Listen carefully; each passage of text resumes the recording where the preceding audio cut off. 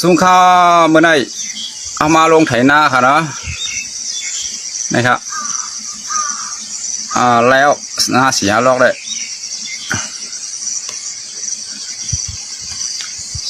เมื่อไหร่เขาเดี๋ยวเอาเฮิงไหลลงมาถึงจำจีเตอร์เนี่ยจำจีเนี่ยกว่ามือน้องบุญนะที่ย่ำเย้าไม่ได้จำกันค่ะเนาะเมื่อเดี๋ยวฝนตกเจ้านะฮะก็เลยต้องเฮ็ดหน้าเจ้าปีนี้มันเป็นปีเจ้าค่ะนะตึกเป็น6 เดือนก็ฮะฝนตกมันหนังใน7 เดือนกูปีค่ะนะ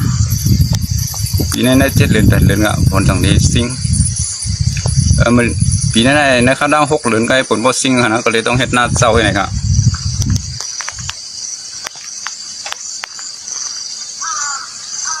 กำพองก็เบิ่นไถยาวกำพองก็ไปไล่ไถอิดค่ะนะนี่ครับหมอกกุมตอมร้อย